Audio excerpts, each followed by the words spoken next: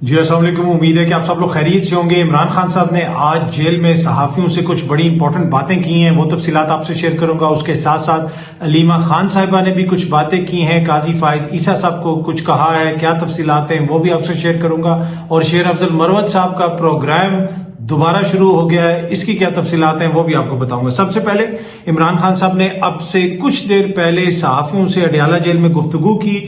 انہوں نے کہا کہ نواز شریف صاحب جو ہے وہ بنیادی طور پہ سارا یہ جو معاشی نظام ہے اس کی جو گڑبڑ ہے وہ ہمارے اوپر اس کی ذمہ داری ڈالنے کی کوشش کر رہے ہیں، لیکن اگر آپ نے حقائق جاننے ہیں تو جو اکنامک سروے آف پاکستان ہے، جو حکومت پاکستان کے اپنے اعداد و شمار ہیں، آپ ان کو دیکھ لیں۔ جس وقت ہمارا دور حکومت تھا، عمران خان صاحب کا دور حکومت تھا، انہوں نے کہا کہ اس وقت آپ دیکھ لیں کہ ہماری گروتھ کیا تھی، اکانومی 6.2% پہ گرو کر رہی تھی۔ جب یہ لوگ آئے اس کے بعد کیا ہوا اور اس سے پہلے نواز شریف صاحب کے دور میں کیا ہوتا رہا، وہ سب کے سامنے ہے۔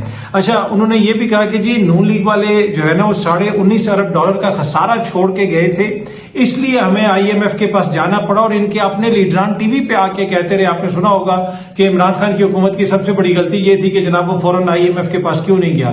اگر یہ اتنا بہترین اکانومی چھوڑ کے گئے تھے تو پھر تو IMF کے پاس جانے کی ضرورت ہی نہیں تھی۔ اور چیز جو انہوں نے خیبر پختونخوا کے حوالے سے کہی کہ وہاں پہ جو اس وقت معاملہ چل رہا ہے اور میڈیا پہ ڈسکس ہو رہا ہے، انہوں نے کہا کہ جو بھی پارٹی کے لوگ ہیں وہاں پہ میں نے کمیٹی بنائی بھی ہے جو کرپشن کے معاملات، مبینہ کرپشن کے معاملات کو دیکھ رہی ہے، تو یہ چیزیں وہیں پہ سیٹل ہونی چاہیے، وہیں پہ اس کمیٹی جو ہے اس کو دیکھنا چاہیے۔ اور کمیٹی کے جو چیئرمین ہیں وہ بریگیڈیئر مصدق صاحب ہیں، جو سابق جو ہے اینٹی، آپ کو پتا ہے کرپشن کے جو ہے وہ بھی رہ چکے ہیں، DG بھی رہ چکے ہیں۔ اس کے علاوہ وکیل قاضی انور صاحب اس میں شامل ہیں۔ عمران خان صاحب نے کہا کہ جو 9 مئی کی سازش تھی وہ بنیادی طور پہ PTI کے خلاف تھی۔ انہوں نے کہا کہ پہلی سازش یہ تھی کہ جنرل باجوہ نے نواز شریف کے کہنے پر جنرل فیض کو ہٹایا۔ پھر انہوں نے کہا کہ دوسری سازش یہ تھی کہ ہماری حکومت میں جنرل باجوہ نے حسین حقانی صاحب کو $35,000 میں لابنگ کے لیے ہائر کیا، یہ الزام بھی لگایا عمران خان صاحب نے۔ اور اس کے ساتھ ساتھ انہوں نے کہا کہ حسین حقانی کے بعد ڈونلڈ لو کا معاملہ آیا اور ہماری حکومت کو گرا دیا گیا۔ تیسری سازش تھی کہ جب چیف جسٹس کو انکوائری کا کہا، لیکن بجائے انکوائری کے ہم مظلوموں پر سائفر کا کیس کر دیا گیا۔ انہوں نے کہا کہ جی ہم نے کہا تھا کہ یہ جو سائفر والا معاملہ ہے اس کی بھی انکوائری ہونی چاہیے، اس وقت کے جو چیف جسٹس تھے ان کو معاملات بھجوائے تھے، لیکن الٹا ہمارے اوپر کیس ہو گیا، انکوائری نہیں ہوئی۔ انہوں نے یہ بھی کہا کہ صرف یہ پتہ کروائیں کہ میری گرفتاری کا حکم کس نے دیا تھا اور CCTV فوٹیجز کس نے چرائی ہیں، تو سب کچھ سامنے آ جائے گا۔ انہوں نے یہ بھی کہا کہ جی ہمارا مطالبہ ہے کہ 9 مئی کی انکوائری کروائی جائے، اور اس انکوائری کے راہ میں اگر کوئی رکاوٹ ڈال رہا ہے تو وہ اسٹیبلشمنٹ اور حکومت رکاوٹ ڈال رہی ہے۔ خان صاحب نے یہ بھی کہا۔ اس کے ساتھ ساتھ خان صاحب نے کہا کہ چوتھی سازش 8 فروری کا الیکشن تھا جس میں ہمارا مینڈیٹ چوری کیا گیا۔ تو انہوں نے ایک ترتیب سے جو ہے وہ بتایا کہ یہ پہلی سازش تھی میرے خلاف، یہ دوسری سازش تھی، یہ تیسری سازش تھی اور یہ چوتھی سازش تھی۔ انہوں نے کہا کہ جو جنرل فیض حمید کو ہٹایا گیا تھا اس دور میں ISI کی پوسٹ سے، وہ بھی نواز شریف صاحب کے کہنے پر ہٹایا تھا جنرل باجوہ نے، کیونکہ ان کے اس وقت جو ہے تعلقات ان سے جو جس طرح کے تھے اور بیک گراؤنڈ میں جو چیزیں چل رہی تھی، یہ وہ الزام ہے جو خان صاحب پہلے بھی لگاتے رہے اور اب وہ دوبارہ لگا رہے۔ عمران خان صاحب نے کہا کہ ہم الیکشن میں جو دھاندلی ہوئی ہے اس معاملے کو اٹھاتے ہیں، اس کی تحقیقات کا مطالبہ کر رہے ہیں، اور دوسری طرف چیف جسٹس صاحب جو ہیں وہ الیکشن کمیشن کی اور سکندر سلطان راجہ کی تعریفیں کرتے ہیں کہ جی وہ آئینی ادارہ ہے، اس کو رسپیکٹ کرنی چاہیے، جو کچھ ہو رہا ہے کیا وہ پوری قوم نے نہیں دیکھا کہ وہاں پہ کیا کچھ ہوا۔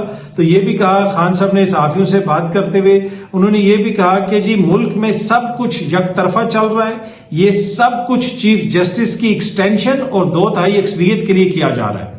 خان صاحب نے کہا کہ جو ہماری سیٹیں لی جا رہی ہیں، جو ہمیں مخصوص نشستیں نہیں مل رہی، یہ 2/3 اکثریت حاصل کرنا چاہتے ہیں اور چیف جسٹس کو ایکسٹینشن دینا چاہتے ہیں۔ اب پروگرام یہ ہے کہ اگر وہ 2/3 اکثریت ملتی ہے، کوئی آئینی ترمیم آتی ہے، تو اس میں جو بیوروکریٹس ہیں ان کی عمر میں اضافہ کر دیا جائے گا اور سب کو یہ ایکسٹینشن مل جائے گی۔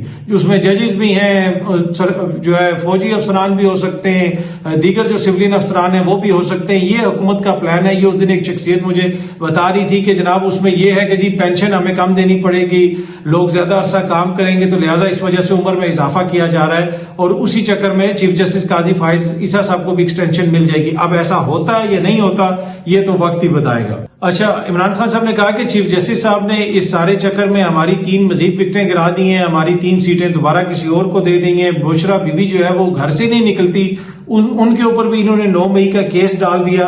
اس کے ساتھ ساتھ انہوں نے کہا کہ میں اسٹیبلشمنٹ کو پیغام دے رہا ہوں کہ آپ ملک کو تباہی کی طرف لے کے جا رہے ہیں. میڈیا، سوشل میڈیا اور انٹرنیٹ پر پابندی سے ملک کو $500 ملین کا نقصان پہنچایا گیا. بھارت کی صرف آئی ٹی ایکسپورٹ کی جو مالیت ہے وہ $160 ارب ہے. پی ٹی آئی کو دبانے کے لیے ملک کو تباہ کیا جا رہا ہے. پھر اگر عدالت آئین کے مطابق فیصلہ کرے تو حکومت اس کو نہیں مانتی، تو ایسے حالات میں کیا اس ملک میں سرمایہ کاری آئے گی؟ خان صاحب نے یہ بھی کہا. صحافیوں سے بات کرتے ہوئے عمران خان صاحب نے کہا کہ جی اسٹیبلشمنٹ سے کہہ رہا ہوں کہ آپ جو کچھ کر رہے ہیں اس سے ملک تباہ ہو رہا ہے، ادارے تباہ ہو رہے ہیں. اگین خان صاحب نے الزامات لگائے، فراڈ لوگوں کو اوپر بٹھا کر ادارے تباہ کیے جا رہے ہیں، نیب، پولیس، ایف آئی اے سے غلط کام کروائے جا رہے ہیں. اپیل کرتا ہوں کہ آپ ملک کو نقصان پہنچا رہے ہیں، ہمیں نہیں نقصان ہو رہا، پورے ملک کو نقصان ہو رہا ہے. سوشل میڈیا عوام کی آواز ہے، دھاندلی کر کے جمہوریت کا گلا دبایا گیا. جنرل فیض کی گرفتاری سے ڈرا نہیں ہوں. انہوں نے کہا میں تو یہ کہہ رہا ہوں کہ اس کے اوپر جوڈیشل کمیشن بنائیں، ساری چیزیں باہر لے کے آئیں، پتہ چلائیں کہ انہوں نے کیا کیا اور کیا نہیں کیا. عمران خان صاحب نے کہا کہ جو میں غیر ملکی میڈیا میں آرٹیکلز وغیرہ لکھتا ہوں اس کے لیے مجھے کسی جیل افسر کی ضرورت نہیں ہے، آج بھی وکلا کے ذریعے وہ باہر بھجوا سکتا ہوں. زلفی بخاری کو پیغام دے دیا ہے کہ جناب میں آکسفورڈ یونیورسٹی کا ایز اے چانسلر الیکشن میں حصہ لینے کے لیے تیار ہوں، الیکشن لڑنے کے لیے تیار ہوں. اور زلفی بخاری سے رابطے کے لیے میرے پاس کوئی موبائل نہیں ہے، جیل میں تو جیمرز لگے ہوئے، موبائل کے ذریعے تو رابطہ ہو ہی نہیں سکتا. پارٹی لیڈران اور وکلا کے ذریعے پیغام بھجوا دیا جاتا ہے. انہوں نے کہا کہ یہ صرف اور صرف وچ ہنٹ، یعنی ہمیں انتقام کا نشانہ بنایا جا رہا ہے. انہوں نے ایک لفظ یوز کیا کہ یہ بونتھل گئے ہیں، حکومت بونتھل گئی ہے، بنیادی طور پہ گھبرا گئی ہے، پیرانوائڈ ہے، اس وقت جو ہے وہ گھبرائے ہوئے ہیں حکومت والے. شیر افضل مروت کو ملنے کے لیے تیار ہوں، انہوں نے یہ بھی کہا. اور قومی اسمبلی اور سینٹ میں اپوزیشن لیڈرز کو مجھ سے ملنے کی اجازت نہیں دی جا رہی، جیل انتظامیہ ان کو نہیں آنے دیتی. اس کے ساتھ ساتھ انہوں نے یہ بھی کہا کہ میں ان سے سیاست پر نہیں تو موسم پر بات کروں گا، اس لیے کہ وہ کہتے ہیں جی جو ادھر لوگ آتے ہیں ان سے ملنے کے لیے وہ سیاسی بات نہ کریں. تو انہوں نے کہا سیاست نہیں تو کیا موسم ڈسکس کریں گے؟ سیاسی لیڈر ہوں، ملک کی سب سے بڑی جماعت کا لیڈر ہوں، پاکستان میں سب سے زیادہ میں نے ووٹ لیا ہے بغیر جناب انتخابی نشان کے، ان کی جماعت کو سب سے زیادہ ووٹ پڑا ہے. تو کوئی اگر یہ سوچے کہ جناب ان سے جو ملنے آئیں گے سیاست پہ بات نہیں ہوگی تو میرے خیال میں یہ it self is a joke. Per any way انہوں نے بھی اس چیز کا ذکر کیا. انہوں نے جو چیف جسٹس قاضی فائز عیسیٰ صاحب نے ریمارکس دیے تھے وہ ملک ریاض صاحب کے پیسے والا اور وہ جو سارا کیس چل رہا ہے القادر ٹرسٹ والا $190 ملین والا جو پیسہ سپریم کورٹ کے اکاؤنٹ میں آیا تھا اور اب حکومت کے اکاؤنٹ میں ہے، تو اس کے اوپر انہوں نے کہا کہ چیف جسٹس کے $190 ملین ریفرنس سے متعلق ریمارکس سے واضح ہے کہ انہوں نے جج کو واضح پیغام دے دیا ہمارے خلاف. یہ ریفرنس چیف جسٹس کے 23 نومبر کے دیے گئے آرڈر کے باعث بنا. یہاں ریفرنس چل رہا ہے اور چیف جسٹس اس پر ریمارکس کیسے دے سکتے ہیں، یہ بھی انہوں نے کہا. اور یہ پہلے بھی اعتراض ہوا کہ اس دن چیف جسٹس صاحب نے اس کے اوپر ریمارکس دیے کہ یہ تو ابھی کیس چل رہا ہے، اس کے اوپر کیسے انہوں نے ریمارکس دیے. اس سے پہلے آپ کو پتا ہے کہ ان کا جو سمبل والا نشان ہے اس کا ریویو ابھی تک نہیں سنا گیا ہے، اس کی ریویو پٹیشن پینڈنگ ہے، لیکن اس کے اوپر بھی چیف جسٹس صاحب نے جناب برطانوی ہائی کمیشن کو خط لکھ دیا تھا. اس کے اوپر بھی پاکستان تحریک انصاف نے کافی اعتراض کیا تھا. اڈیالہ جیل میں جناب شیر افضل مروت سے جو خان صاحب نے کہا کہ میں ملنے کے لیے تیار ہوں، اس کے بعد پھر شیر افضل مروت صاحب کی ملاقات ہو گئی.